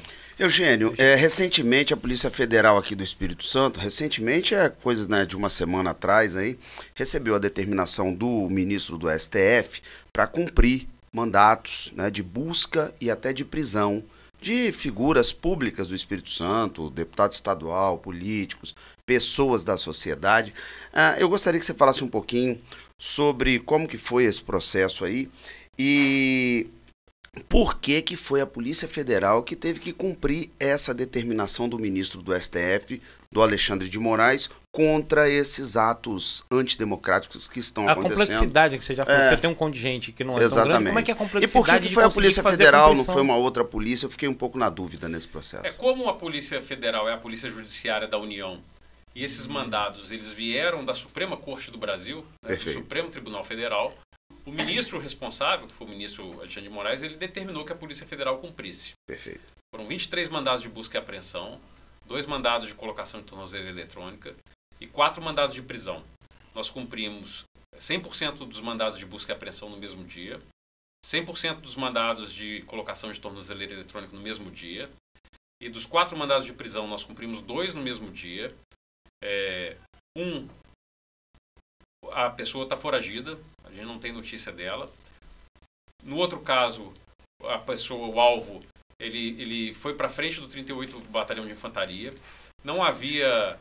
Nós negociamos com o advogado dele durante um período, ele se comprometeu a se entregar, não se entregou. Isso aí, esses mandados foram cumpridos na quinta-feira, essa conversa foi na sexta-feira, ele não se entregou e na segunda-feira nós conseguimos fazer essa prisão. Então, quer dizer, um dia útil depois. Então, hoje, o cenário foi esse. Foi 23, mais 4, mais 2, 29 mandados, só tem um em aberto. Mas por que nós cumprimos? Porque nós somos Polícia Judiciária da União e recebemos uma determinação do Supremo Tribunal Federal. Perfeito. O que é a condição de ser foragido? O que caracteriza a condição de uma pessoa estar foragida e quais são as consequências disso para a pessoa? Quando há um mandado de prisão expedido contra qualquer brasileiro, perfeito, esse mandado de prisão ele passa a integrar o BNMP, que é o Banco Nacional de Mandados de Prisão. Então, qualquer aeroporto que essa pessoa chegue, por exemplo, que um agente faça uma consulta, vai perceber que existe um mandado de prisão contra essa pessoa. Se ele for tentar tirar um documento, ele corre o mesmo risco. O passaporte dessa pessoa está cancelado também, então ela não consegue fazer viagens. Então, é um peso muito grande, porque essa pessoa ela não consegue viver uma vida normal. Então, é uma coisa assim que é um peso muito desagradável sobre qualquer cidadão brasileiro ter um mandado de prisão aberto. Ele vive uma prisão um pouco mais moderna. Ele está preso. Ele está preso. E há alguma consequência de estar foragido nesse processo que ele está respondendo? Tem algum agravante em cima disso? A princípio, não. Assim, importante também que a gente esclareça que esse trabalho não foi uma investigação da Polícia Federal. Esses mandados eles foram emitidos pelo ministro do Supremo Tribunal Federal, que atendeu a um requerimento da Procuradora-Geral de Justiça. Então foi a Procuradoria-Geral de Justiça, ou seja, a chefia do Ministério Público do Estado, que fez uma investigação, requereu essas medidas, o Supremo deu. Então, assim, nós, além de termos cumprido essas determinações, nós não temos conhecimento dos fatos. Então, assim, qualquer opinião que eu pudesse dar sobre esse caso concreto, eu poderia ser leviano ou passar alguma informação que não é a mais correta. E como é que é a complexidade, assim? Você acabou de fazer uma explicação bem técnica, assim, que não foram vocês que investigaram. Que quando você está dentro, no curso do processo de investigação, você faz todo um planejamento. Estou investigando, vou pedir a demanda judicial para fazer o cumprimento, então você já faz todo um planejamento. Quando você recebe a demanda, como é que é a complexidade para fazer o cumprimento dela? A gente tem muita experiência, né? A Polícia Federal, há mais de 20 anos, ela começou a série de grandes operações. Então, a gente tem pessoas especializadas em fazer a logística, de planejar tudo, de separar as equipes. Então, isso aí a gente não tem muita dificuldade. O que a gente tem dificuldade é de organizar um contingente adequado. Porque para cada equipe você precisa, em média, um delegado, um escrivão, 2 agentes, para cada mandado que você vai cumprir. Nossa. Então, nós temos uma dificuldade logística. Na quarta-feira, nós tivemos uma operação feita pela Força Tarefa de Segurança Pública, que nós contamos com o apoio de vários estados, contamos com o apoio da Polícia Militar. A Polícia Militar sobrevoou um helicóptero do Notaer.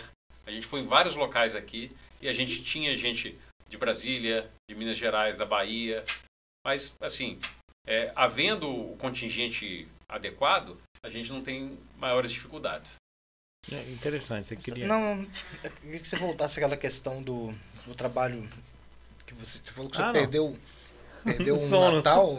Passei Dia dos Pais e Natal dentro do presídio Rebelados. Ele tá tentando lembrar aqui, porque eu também já tive, como eu fui presidente do IAS, eu tive que passar o Natal e o Ano Novo, né, em 2 unidades que teve problema de motim lá em Linhares, que foi muito complexo.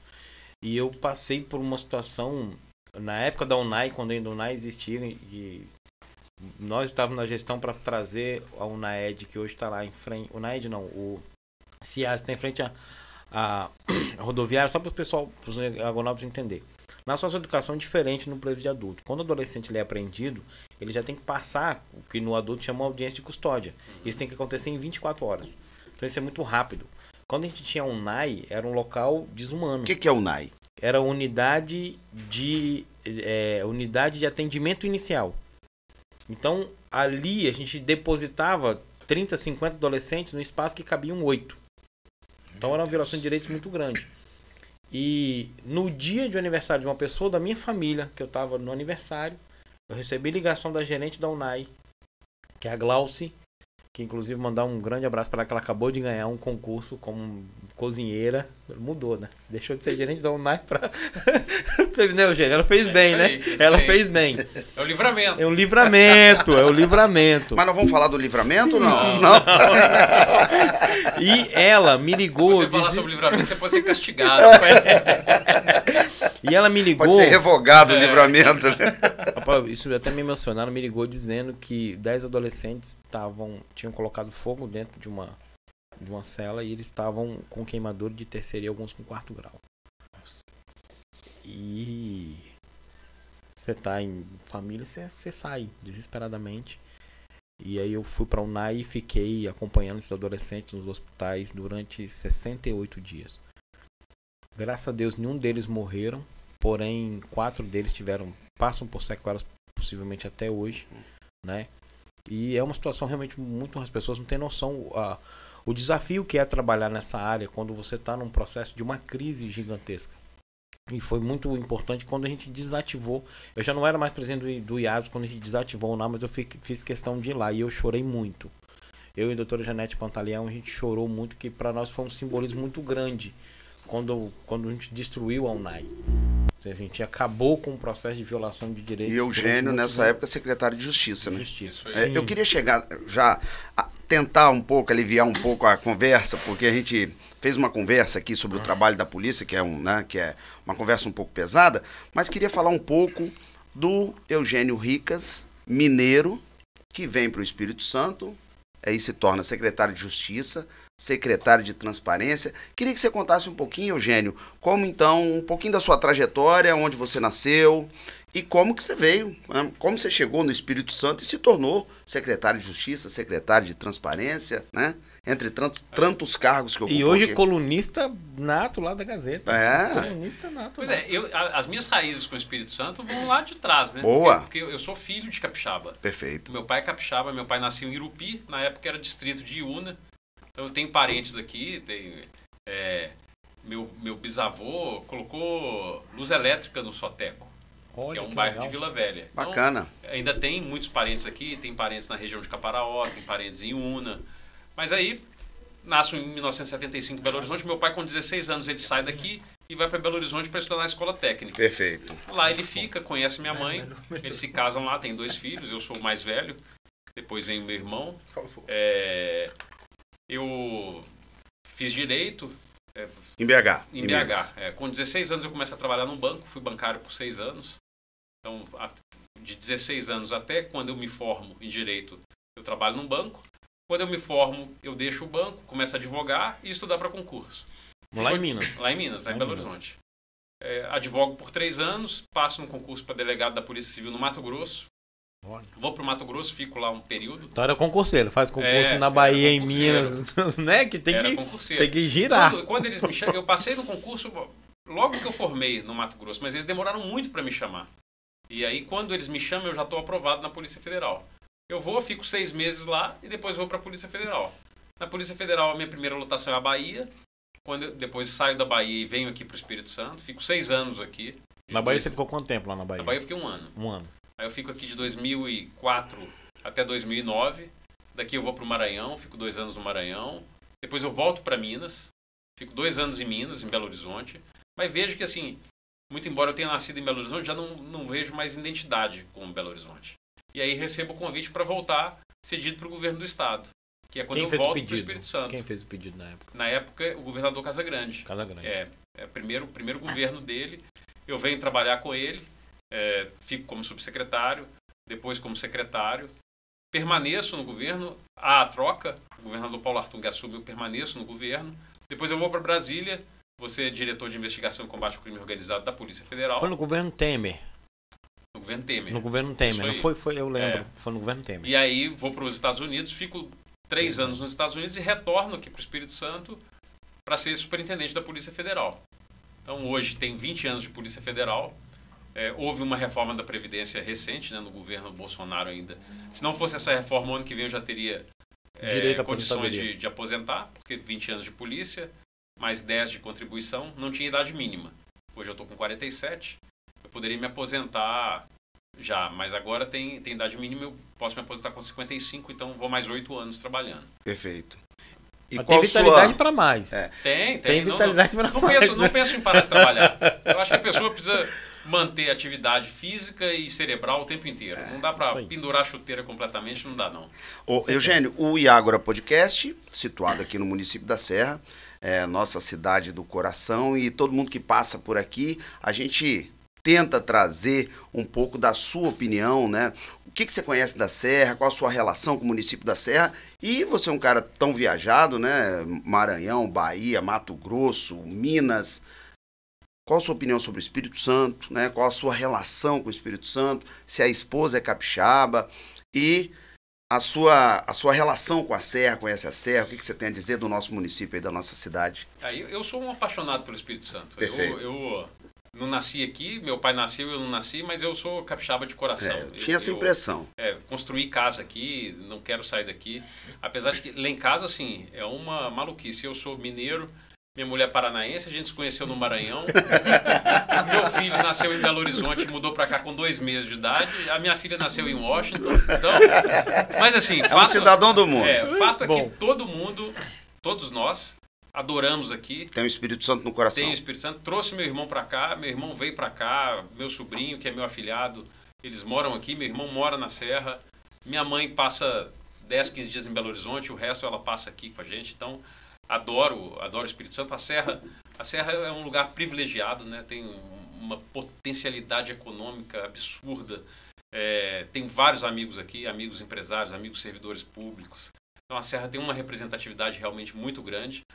A Serra foi um dos primeiros municípios a integrar a Força Tarefa de Segurança Pública. Bacana! Eu tive uma reunião, eu pessoalmente, com o prefeito Sérgio Vidigal, convidei ele topou na mesma hora. Então temos lá guardas municipais da Serra que trabalham na Força Tarefa de Segurança Pública. Então, se eu não me engano, acho que a Laís está lá. Na Força Tarefa. Não é a Laís? Não. Ela é a chefe da guarda, mas então deve ter ela é a chefe ou o Fábio, né? Eu tenho certeza, o Lucas está lá com a gente. Lucas. E tem mais um outro que também eu acho que está lá. O Lucas eu tenho certeza. Então, a Serra representa muito bem, né, o nosso Espírito Santo com áreas belíssimas, com uma área de litoral muito grande, muito bonita, Manguinhos. Então... Conhece, tá vendo? Conhece a Serra. E atualmente você mora onde? Eu moro em Vila Velha. Vila Velha. E tem uma relação boa com o prefeito Vidigal aqui na Serra? Tem uma relação muito boa. Aproveito para convidá-lo para participar do Iágora Podcast, porque a gente já convidou, mas está difícil. Prefeito, ó, a missão que eles estão me dando. Isso, faça esse favor, aproveita. Faça esse convite. Aí, prefeito, está convidado pelo Eugênio Rica. Eu já fui convidado pela Andréa Lopes, agora pelo Eugênio. Andréa Lopes já convidou. Por falar nisso, a Andréa Lopes te mandou um grande abraço. A Andréa é uma amiga querida. Uma amiga, ela falou, não, se você vai estar lá com o Eugênio, por favor, dê um abraço para ele. É um amigo, é um irmão que eu tenho. O André é muito legal. Colocou muito carinho. Que nos mandou um presente. Eu esqueci de trazer, mas eu vou trazer, que ela mandou um presente Eu acho até que o pessoal aqui da bancada pegou mais pesado com a Andréia do que com você. Eu tô achando que o pessoal... que a Andréia... Isso mostra que é um podcast de muito sucesso, porque todo mundo sabe. Sabe quem pega pesado. Tá vendo aí? Aí tem inteligência isso. Chama-se inteligência. Lindomar, eu acho que quando ele me perguntou a questão da segurança, assim, deixa eu ver se ele tá armado pra eu perguntar o que era. Mas o professor, ele é inteligente. Ele foi estilo mineiro, ele foi pelas beiradas. Se ele estiver desarmado, eu vou perguntar o que ele não tá esperando. Mas estamos aqui, Agonautas, com o Dr. Eugênio Rigas, que é o superintendente da Polícia Federal aqui no Espírito Santo. Eugênio, você já contou aqui, né, sobre a Polícia Federal, falou sobre a sua passagem no governo, falou sobre a sua experiência fora. Mas a gente queria saber, assim, quais são as expectativas do Dr. Eugênio Rigas para 2023? Olha só, na minha carreira, o fato de estar como chefe da Polícia Federal no Espírito Santo é um privilégio muito grande. Eu gosto muito daqui, tenho uma equipe muito boa. Na Polícia Federal a gente mede tudo, nós temos métricas para tudo. Então, nós temos o IPO, que é o Índice de Produtividade Operacional, que mede o número de operações, armas apreendidas, drogas apreendidas, vítimas de pedofilia resgatadas, que isso é um trabalho importante que a gente faz também. Nós temos o IPA, que é o Índice de Produtividade Administrativa, que mede passaportes emitidos, a qualidade do tempo que a gente atende o cidadão, a segurança privada, do número de processos de armas. Então a gente mede tudo. O Espírito Santo hoje é primeiro colocado no IPO, isso sem a gente ter característica geográfica para isso. Né? Por que eu digo isso? Se a gente estivesse no Mato Grosso do Sul, nós 4 aqui, a gente resolvesse ir para a rodovia e fazer uma blitz e passasse o dia inteiro ali parando o carro, a chance da gente pegar um carro ali que tivesse droga no porta-malas era considerável, porque tem característica para isso. Aqui tudo que a gente faz precisa de uma atividade investigativa por trás, de uma atividade de inteligência, então é mais difícil. Então o Espírito Santo não tem característica geográfica para isso. Ainda assim nós somos primeiro colocados no IPO. E ontem saiu o nosso resultado no IPA. Primeiro colocado no IPA também. Bacana, parabéns. Isso é gestão. Então, qual é a minha meta? É continuar assim. É difícil, depois que você atinge o primeiro lugar, é difícil você permanecer. Né? Mas a meta é essa, é continuar entre os primeiros ali, porque isso significa mais segurança para os capixabas, isso significa serviços de melhor qualidade, né? Um passaporte num tempo melhor, um atendimento melhor. Então essa é a meta, é continuar fazendo uma boa gestão na Polícia Federal. E eu queria aproveitar e dizer assim, uma felicidade ver que na sua gestão você trouxe algo que é muito... A gente está no período de Natal, uma coisa que é muito diferente, que é o Papai Noel da Polícia Federal. Que rompe um pouco com a parte tradicional, legal. Papai Noel vermelho, né? E vem e a criançada fica toda empolgada que vê a viatura. Conta pra gente como é que surgiu essa ideia. Assim. Isso é uma ideia que não é minha, já acontecia. Nós temos um agente lá, o Expedito, que é um craque, ele adora isso aí. A Dani, que é uma agente que trabalha, uma escrivã que trabalha comigo também, que sempre faz isso aí. Ela sempre organiza uma vaquinha, coleta dinheiro dos servidores, dos sindicatos, das nossas associações, para que as crianças recebam ali uma cesta básica, um presente de Natal. Crianças carentes, né? Uhum. A gente sempre seleciona 1 ou 2 creches. Até porque onde vocês estão, onde é a sede da Polícia Federal, ao redor ali tem um... Tem muito. Então ela sempre faz esse trabalho. O que eu fiz foi incentivar e autorizar, né? Eu acho que esse é o papel do gestor também, é deixar que as pessoas que têm boas ideias, façam essas boas ideias florescer ainda mais. Então isso aí já vinha sendo feito. E, em paralelo, nós temos lá o GEPRED, porque a Constituição diz que é nosso trabalho, nossa missão é atuar no combate ao tráfico de drogas, mas também na prevenção ao tráfico de drogas. E o GEPRED é o Grupo de Prevenção ao Uso Indevido de Drogas. E a gente recebe escolas lá na Polícia Federal para falar sobre os malefícios das drogas. E aí isso já existia, é institucionalizado pela Polícia Federal, mas eu resolvi dar uma bombada nisso aí. Coloquei o Expedito para fazer só isso. O Expedito também era responsável pela comunicação social. E eu falei, não, Expedito, a partir de agora você vai ficar responsável. Vou te dar uma missão maior. Você vai ficar só por conta disso, porque eu quero todo dia, eu quero ter escola aqui. E eu quero essa meninada aprendendo sobre droga, mas não só sobre droga, sobre pedofilia e sobre corrupção. E aí a gente colocou todos esses temas lá. Então a gente fala, claro que a gente modula o discurso de acordo com a idade das crianças que vão lá, né? Mas a gente passa informações sobre pedofilia, sobre abuso sexual, sobre corrupção e sobre drogas. E aí, Lindomar, olha esse dado. Esse ano nós recebemos lá 16 mil crianças. Caraca, que legal, 16 mil crianças. E ver aqueles olhinhos brilhar, então, cara, é encantador. Assim, se de 16 mil, se 0,1% for atingido ali pela nossa fala, pô, já é uma vitória. Já é uma vitória muito grande. Então, gente, colocou uma questão que eu queria fechar com ela, mas eu vou perguntar agora. Paralelo entre segurança pública, desenvolvimento social e desenvolvimento humano, que é o que você acabou de falar. A segurança pública ela está completamente ligada a isso aí, a desenvolvimento social e desenvolvimento humano. A polícia ela recebe o que deu errado na sociedade. Então, para que nós tenhamos um país com índice de desenvolvimento social e com mais segurança para todo mundo, a gente tem que ter oferta de emprego, a gente tem que ter qualidade de vida para as pessoas, oferta de esporte. O Espírito Santo vem fazendo isso aí, porque o Estado Presente ele é um programa, eu já mencionei, em que as polícias elas trabalham fazendo monitoramentos mensais e trabalhando de forma integrada, Polícia Civil e Polícia Militar, e aí acompanhando cada caso de homicídio aqui no Estado. Mas, em paralelo, tem um outro eixo desse programa, que é um eixo transversal e que corta todas as linhas do governo, que investe justamente nisso aí. Seleciona as áreas de maior vulnerabilidade social do Estado e aí investe ali em capacitação para que as pessoas possam ter um emprego melhor, em geração de oportunidade de esporte, de lazer, diversão, cultura, lazer para as crianças, para afastar essas crianças do mundo do tráfico.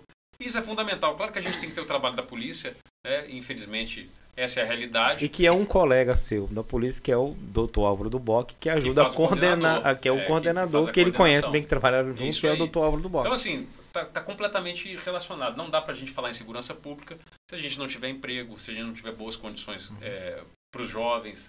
Eles estão muito ligados. Esse ponto puxa o outro ponto que eu falei lá no início, que era o outro pilar que o senhor costuma falar, que é o problema da corrupção, né? Que o senhor coloca como a verdadeira... Acho que o verdadeiro câncer de todo o processo. Né? A corrupção é um câncer. Eu falo sempre que é um câncer. Falo que a Polícia Federal tem uma vocação muito grande para combater o desvio de recursos públicos. O problema da corrupção é que você tem, segundo a Fundação Getúlio Vargas, você tem aí uma perda que varia entre 2,5% a 5% do PIB brasileiro por ano em corrupção. É muita coisa. É muita coisa. E é dinheiro que poderia estar sendo investido em melhores escolas. Né? A gente sabe. Você não vai conseguir um país melhor se você não tiver uma educação de qualidade. E a gente vê exemplos aí fora, como Singapura, que transformou, em alguns anos, completamente aquela localidade, dando educação de qualidade para as pessoas. Então, se você tem 5% do PIB vazado para os bolsos de corruptos, você deixa de ter dinheiro para investir em educação, numa merenda de melhor qualidade, numa saúde de melhor qualidade, até na segurança pública. Né? Segurança pública de mais qualidade, mais presídios. Então, é fundamental. E a corrupção, infelizmente, é um dreno de recursos. É um câncer, realmente. E estamos mais avançados no combate ao tráfico de drogas ou no combate à corrupção? É um páreo duro, hein? Um páreo duro. É Argentina e França na final. Meu Deus do céu. É isso aí. Fica empatado, né? 3-3. Sem disputa de pênalti. É muito difícil aí. A transparência internacional, ela mostra que o Brasil vem caindo no índice de percepção da corrupção. Então a gente vem caindo. O tráfico de drogas, a gente tem métricas mais difíceis para poder fazer qualquer tipo de afirmação, mas o Brasil é o segundo maior mercado consumidor de cocaína. Então, assim, são 2 desafios gigantescos aí para os gestores do nosso país. Perfeito. Eugênio Ricas, superintendente da Polícia Federal aqui no Espírito Santo, uma carreira brilhante, mineiro, formou em Direito lá. O que o Eugênio Ricas de hoje, com essa carreira brilhante, diria para aquele recém-formado em Direito lá, aquele mineiro, Eugênio Ricas mineiro, recém-formado em Direito lá de Minas? Já que você tem o joelho estourado, não vai ser jogador de futebol, né? Não sabe cantar, então não vai ser astro de rock nem de sertanejo. Cara, segue nessa linha aí, porque você vai ser bem sucedido na área da polícia. É uma área boa, que dá para fazer o bem para muita gente. E aí, hoje, olhando ao longo desses 20 anos aí, realmente tem muita história para contar. A polícia, né, para quem nos assiste aí, que pensa em fazer concurso, ou para os colegas que já são da área de segurança pública, é uma atividade que é muito estimulante, porque você não tem rotina, você tem possibilidade de ajudar muito as pessoas. Então, é muito estimulante, é muito gratificante, apesar de todas as dificuldades. Então, realmente é uma trajetória que me deixa muito feliz olhar nesse período todo. E lembro que quando a gente trabalhava juntos, nós tínhamos uma máxima juntos, que a gente era prestadores de serviços, em que nós dois fazíamos muita questão que os nossos clientes não retornassem. É isso aí. É porque no mercado privado você presta serviço, você quer que o cliente volte. Nós não. Prestamos serviço, você saiu, a gente não quer que você volte. É isso aí. A gente vive com overbooking, mas não quer que o cara volte. Que é alto, né? Não é baixo. Mas que tinha muito isso, né? E a gente conversava muito. O Dr. Eugênio foi um grande professor para mim, quero agradecer imensamente e dizer aos nossos diagonautas, quem quiser acompanhar ele pelo Instagram, pelo LinkedIn, ele é muito ligado também nas suas redes, ele apresenta o seu trabalho lá da Polícia Federal. Quem puder também seguir o Instagram da Polícia Federal, vale super a pena, que lá eles apresentam também não só números, mas eles também transmitem recados importantes para a sociedade. Eu acompanho muito o Instagram da Polícia Federal, não sei quem é que trabalha ele, mas é muito bem feito. Dá os parabéns lá para a equipe que cuida do Instagram da Polícia Federal. Aí eu sempre lanço desafio pro Eduardo, que ele fica pé da vida. Eduardo, não deixe de colocar lá embaixo, na letrinha aqui embaixo. @ Iagora Podcast. @Iagora Podcast, @ da Polícia Federal, @ Dr. Eugênio Ricas. Ele citou o nome de um site, tem que colocar o nome do site. Eu vou só empurrando trabalho, eu vou só... Mas ele sabe que a gente pede com muito amor e carinho. Né, Hélio, né, Fábio? É isso aí. Fabinho, mais o que você quer? Estamos chegando aos finalmente aí, Fabinho? Eu tinha colocado um tema da Serra aqui, mas a gente acabou falando bem pouco da Serra, porque ficou um clima tão bom, né, que vai fechar, mas... Conversa boa. Mas eu vou perguntar. Mas ele tem uma pessoa da Serra aqui, o irmão Não é isso, é porque nós, como eu te falei, a gente tem um vínculo muito forte com a região, com a história, com a cultura, e a gente parte daqui para o Universal e do Universal para cá. Isso é uma coisa bem diferente de outros veículos de comunicação, né? Ele costuma ser um pouco mais geral ou genérico. Não, a gente fala do nosso chão, da nossa praça aqui, falando que é a Serra do mundo. A gente vai do Pedro Surdo pro mundo. E quando alguns serranos, né, comentamos que você viria alguns serranos aqui da Serra Sede, pediram para te perguntar o que você, né, como você visualizaria um problema que a Serra Sede está passando. Meio polêmico, mas eu vou perguntar. Pode até fugir um pouco. Mas a Serra Sede, ela tem hoje quase 1/4 da população do município. Quando eu falo Serra Sede, eu falo do distrito em si. O que sustenta a região aqui, basicamente, é a permanência do estamento público. Ou seja, a Serra tem prefeitura, tem o executivo, o legislativo e tinha o judiciário, né? Que vai 100% embora. Isso. E é justamente isso que eles pediram para perguntar. Por que um poder inteiro está indo embora de uma região que é o centro? E por que nós não temos nenhuma delegacia aqui? Pergunta o doutor, o que ele acha disso? Vou botar ele na mesma situação meio. Corda bom, vamos botar ele no meio do. UFC agora, vamos embora. Porque eu achei a questão para esse povo aqui, que são pelo menos 130 mil pessoas, é muita gente, né? 25%, né? Uma região que também tem os seus problemas sociais agravados, porque nós temos assim, a classe social que ocupa esse platô, né, do distrito é vulnerável, né? Muito vulnerável. E a única coisa que prende, assim, que dá um status a essa região hoje é a questão de termos aqui a prefeitura, a Câmara e tudo mais. Uma praça comercial muito grande, em Planalto Serrano, em Serra Sede, e não tem nenhuma delegacia. E o Poder Judiciário nosso está indo embora. O que você diria para os nossos serranos de Serra Sede? É difícil eu falar, porque assim, eu não sei os motivos que levaram o Judiciário, por exemplo, a sair daqui, os motivos que levaram o governo do estado a não colocar uma delegacia aqui. Então, assim, acho que eu não sou a pessoa mais adequada para emitir uma opinião a respeito desse assunto. Vou ficar devendo aí para quem quis que eu empatou, respondesse. Viu? Falei que ia ficar empatado esse jogo. Fico devendo essa resposta. Argentina e França deu empate. Então, Eugênio, vamos lá. Alguma pergunta que não fizemos que você gostaria que a gente tivesse feito? Eu acho que foi bem completo, né? Eu acho que a gente conversou... Eu nem sabia que eu tinha tanta coisa para falar, essa é a verdade. Mas o que é o barato no Muito Iagora legal. Podcast, eu tô falando sério, aqui tem uma magia que a gente consegue realmente levar uma conversa. Mas é porque nós temos duas pessoas muito boas nisso. Eu sou o que mais atrapalha aqui um pouco, mas nós temos duas feras aqui que são... Com esse óculos aí lá do restaurante do Catar, lá do chefe lá de cozinha do Catar. Chegando ao fim, Fabinho? Lindomar, chegando ao fim? Chegamos ao fim. Agradecer mais uma vez os nossos patrocinadores, né? O Resfriados, o Falqueto, o Santo Biasuti com seu complexo de empreendimentos no Planalto Serrano. Serra Impressos. A Serra Impressos. Hacker da Matemática. Que hoje a Serra Impressos não mandou as canecas. Iam mandar as canecas temáticas para o doutor Eugênio conhecer, a gente fazer mais um mês. Mas quando chegar eu me comprometo a levar lá para o senhor de presente lá. Só para situar, são canecas, né, muito bonitas, com estampa de 360 graus de paisagem da cidade, né? Legal. Cultura, natureza. A Serra Impressos é a única empresa no Espírito Santo que faz ela realmente de forma completa. Qualquer outra empresa que vai procurar, ela deixa aqui faltando ou um espaço maior. Ela não, ela faz em 360 mesmo. Daqui da Serra Sede para o mundo. Perfeitamente. Não é isso? Eugênio, o microfone está aberto. Suas considerações finais aí para encerrar nosso bate-papo. Quero só agradecer, professor Hélio, Lindomar, Fábio, Eduardo. Agradecer a todos que nos acompanham aí pela oportunidade de estar aqui, né? Eu acho que é importante falar sobre a Polícia Federal. Verdade. Muitas vezes as pessoas não sabem, assim, às vezes vê a operação da Polícia Federal, mas não sabe a complexidade de tudo que a Polícia Federal oferece de serviço para o cidadão. Então, mais do que uma satisfação muito grande estar aqui, podendo prestar essa conta para a sociedade, eu acho que é minha obrigação. Então, contem comigo, se precisar novamente, virei aqui.